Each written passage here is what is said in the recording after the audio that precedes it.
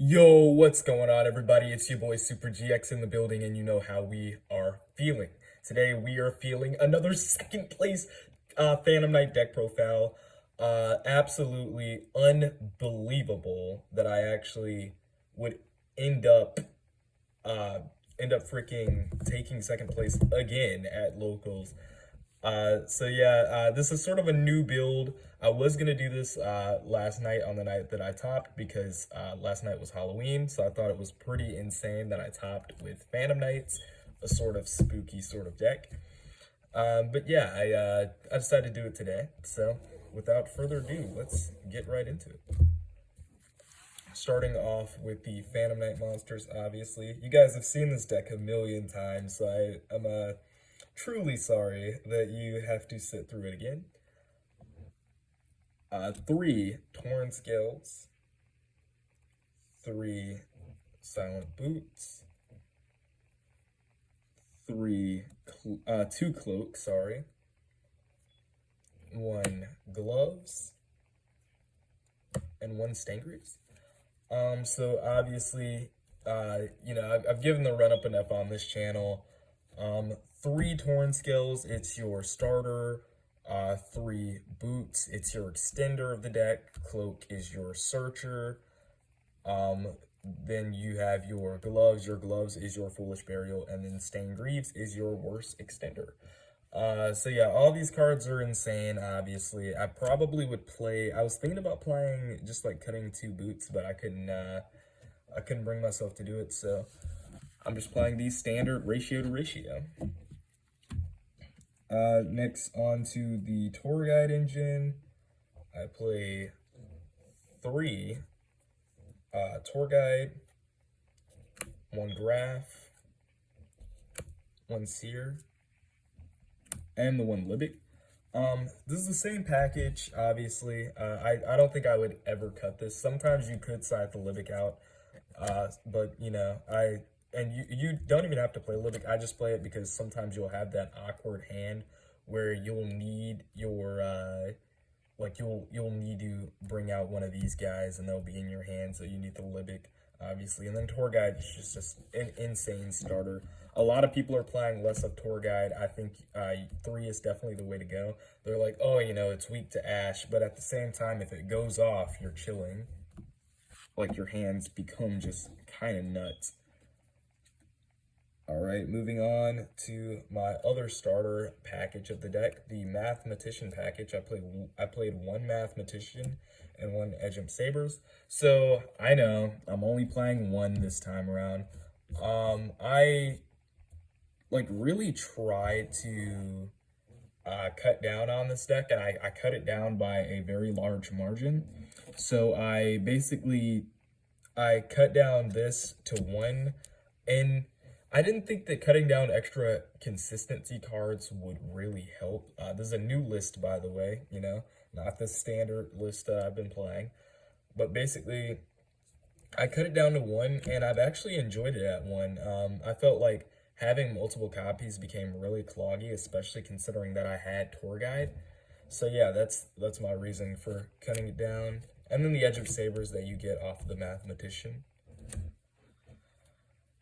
All right, that's pretty much it for packages. For extenders, I play 3 Kagemuchi Knight for the chain block.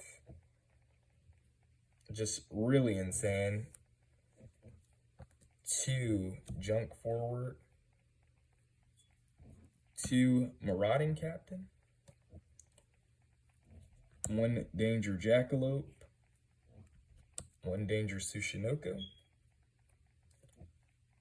1 Speedroid Terror Top, and the Takatomborg along with it, and 1 Psychic Wilder.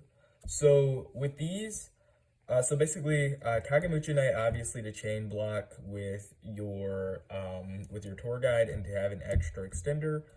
Junk Forward, just insane. We're still playing the Soul Day package. I'm never gonna stop. I like my decks to be different. And then Marauding Captain. I threw the Marauding Captains back in because I took out the Dark Grepher. And basically, I thought the Marauding Captains, when I put them in initially, I thought this is going to be a bad idea. And that is because the reason I thought it was going to be a bad idea was only because, Imperm just got reprinted in the structure decks. I thought, this card's going to get Impermed a lot, but it actually didn't. When I saw this card last night, it actually came up. And people, even when people had Imperm, they saved their Impermed for my special summons, which was actually pretty funny. And it severely costed them the game. Also, I should probably go into my matchups because I forgot about that. Uh, round 1, I played up against Sky Striker. Round 2, I played up against Cyberdarks. Round 3, I played up against Cyber Dragons, and then round 4, I played up against Cyberdarks. So Cyberdarks were really popular last night. We had a lot of cool decks. Besides that, we had Dogmatica, Shaddoll, the Dogmatica Shaddoll Invoke deck. We had Mystic Mind Burn. We had a lot of crazy decks last night. We of course had Tri Brigade because that deck. Anyways, moving on with the extenders, I played the one Jackalope and the one Tsushinoko. These cards are crazy, obviously. You've seen them enough. So the Jackalope obviously can get the Tsuchinoko, and they can just special summon them out if they don't get chosen. So pretty cool. And then the Terratop. The Terratop is, this is the newest edition. I literally just got this card before the tournament last night. And it didn't put in work. It did not come up, but I feel like it definitely will in the future. It's just an insane card. You special summon, and if they ash it, you literally just bait at them because you can just normal summon and keep on going. It was pretty insane. I'm in the one Takatomborg because the Terratop gets the Takatomborg. And then the one Psychic Wielder just is another level 3 extender. That's it for the extender. Moving on to the Dark Warrior engine, as I will always play. I like my decks to be different. I like my decks to like go against the normal play style of different decks. So I'm playing the one Armageddon Knight and the one Zephyros, obviously. I really like the Armageddon Knight. Obviously, the Armageddon Knight sends the Zephyros, and then you go into your Dark Rebellion Dragon. So I took out the Dark Grepher because I wanted as many, I wanted to have like a less amount of like cards that were not level 3s as possible.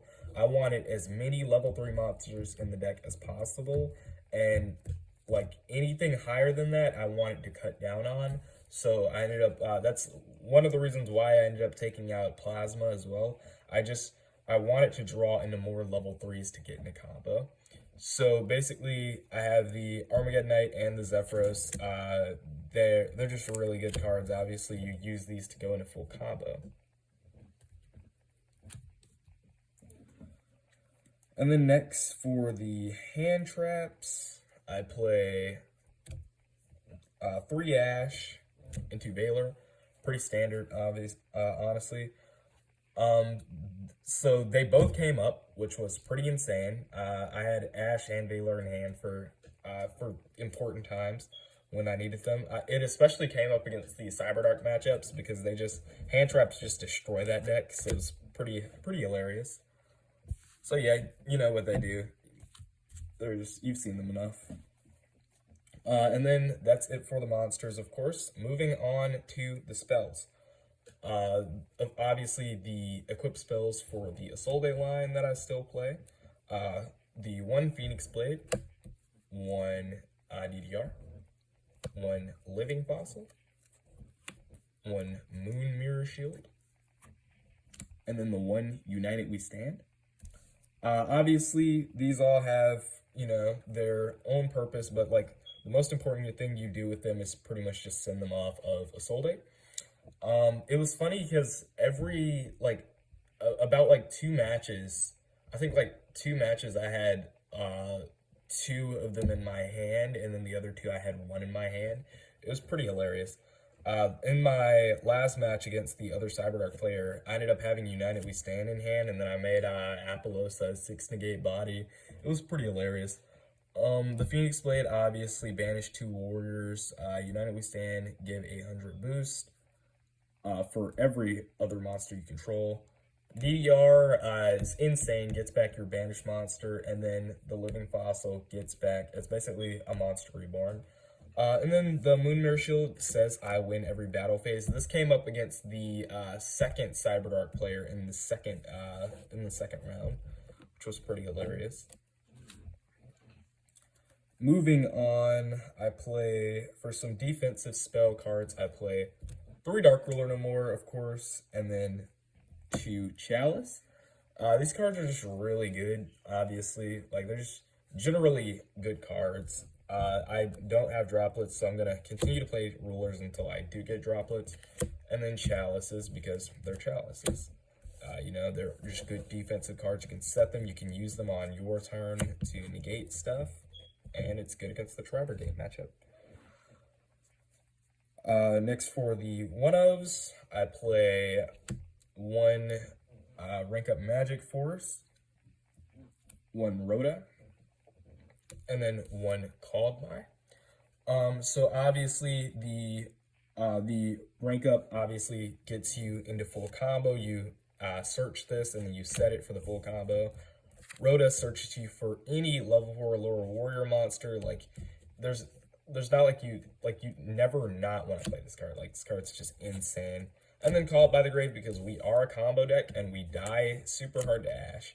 I also kind of want to make this a discussion video, so I'm probably going to do that at the end of the profile, because I do want to sort of discuss the Brave token stuff. And we have a lot of time on the profile as well, so might as well get that time in. For the traps, I play 3 Fog Blades, sorry, and then 1 Brigadine, obviously. Standard ratio, I think I've mentioned before, I don't like the wings, I don't like the sword. I think they're just too bricky, and I'm already playing the rank up as my sort of 5th sort of Phantom Knight spell or trap, so I don't really need them. Like in the combo, I'm pretty much only send 1 of these to the grave. And then the Brigadine obviously gets you into full combo. Pretty much a lot of this stuff like in the deck is designed to take you to full combo, and that's what I like about it. And that's it for the main deck. Moving on to the extra deck.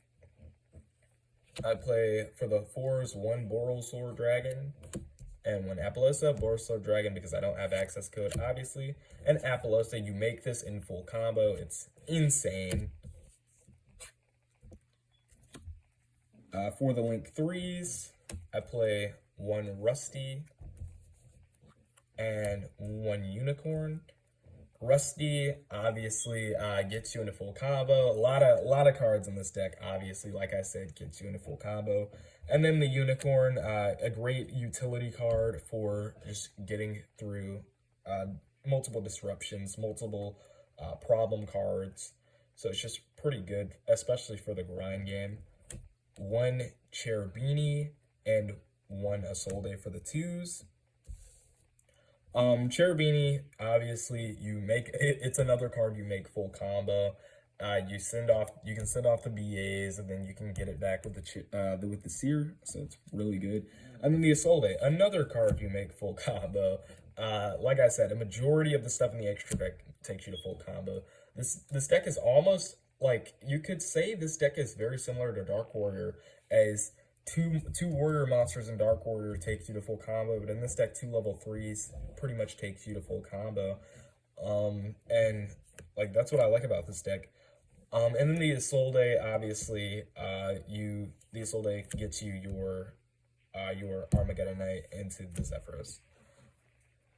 That's it for the Link monsters. For the Xyz monsters, I play the 1 Zeus, the 1 Draco Future, along with the Utopic Future. I play the 1 secret rare Dark Requiem Dragon, which I ended up upgrading. Wanted to put that out there. This is also a card that I got right before the tournament last night, which was pretty funny. I ended up rarity bumping it, and I made it pretty much every game. The 1 Dark Rebellion Xyz Dragon, 2 Leviair, and double Bricksword. So the Zeus obviously is really good. I never made it like all night, but you know, I'm still gonna keep it in. I haven't made it in like half a month, which was pretty funny. But still great. You play an Xyz deck, so you might as well play it. The one Draco future and the one Utopic future. This package is just insane. For anyone who doesn't have Dragoon, you just pretty much have like, well, you don't have to play it, but it's just, it really helps out. You make this full combo as well. Then you have Dark Requiem Xyz Dragon. Obviously 3 negates, not once per turn, not once per chain. It's pretty insane. The one Rebellion allows you make this full combo, and it allows you to rank up into the Dark Requiem with the rank up spell. The 2 Leviair being the extenders of the deck, also allowing you to go into your rank up package first turn. And then the double Breaksword. I was thinking about taking out one Breaksword and then just playing the Instant Fusion Ready Fusion package for the Dragoness, but I really didn't want to do that. I wanted to have double Breaksword for utility, because I just can't see myself not playing double Breaksword. So it sort of just went with me going for Marauding Captains instead, which ended up working anyways.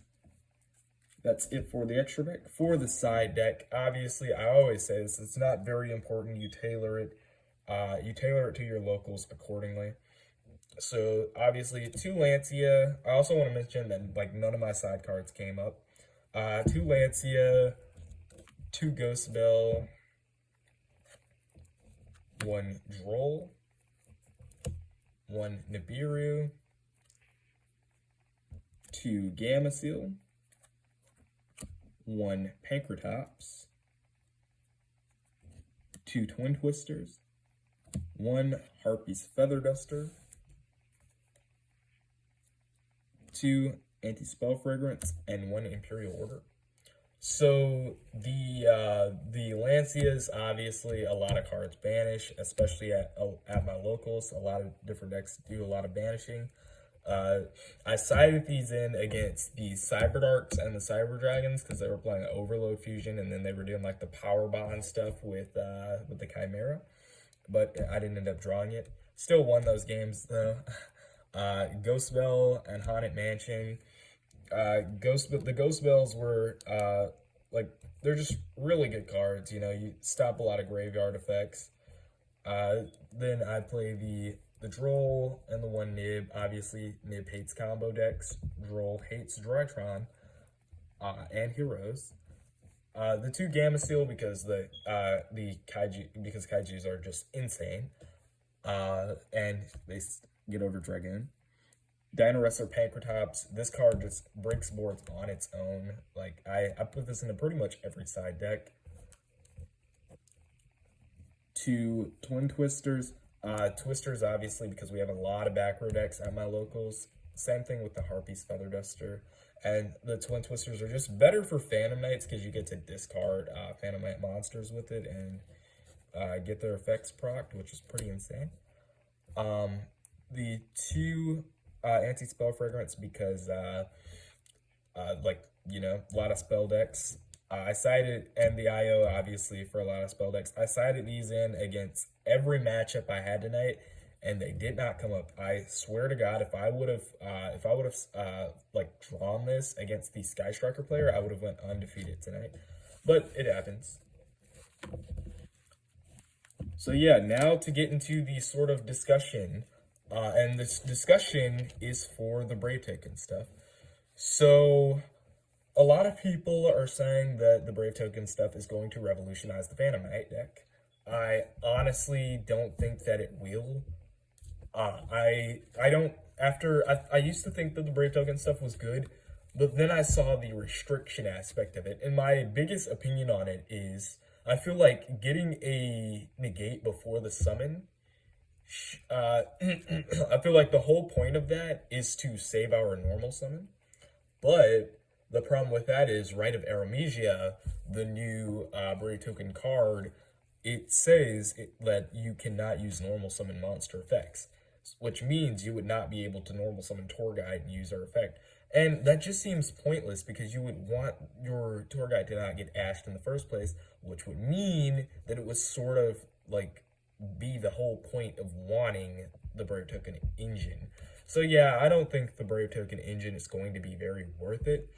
But, you know, that's just my opinion. Not to mention you have to either play Dragoon or the Destiny Hero Phoenix Enforcer for it to, like, just in case you don't brick, meaning you'd have to buy incredibly expensive cards just to make the package work. It just doesn't seem conventional, especially considering that Max C is what skyrocketed the deck in the first place over in the OCG. But yeah, that's the pretty much the discussion aspect. I don't think the Brave Token stuff is going to be very worth it. I like the Burning Abyss package more, and I'm probably going to continue playing it after reading the Brave Token cards. But yeah, that's going to do it for this video. Give me a like, comment, and subscribe if you're new here, and if you don't mind, give me a dislike if you don't like the video. I don't really care. And yeah, that's going to do it for the video. Thanks for watching. Peace.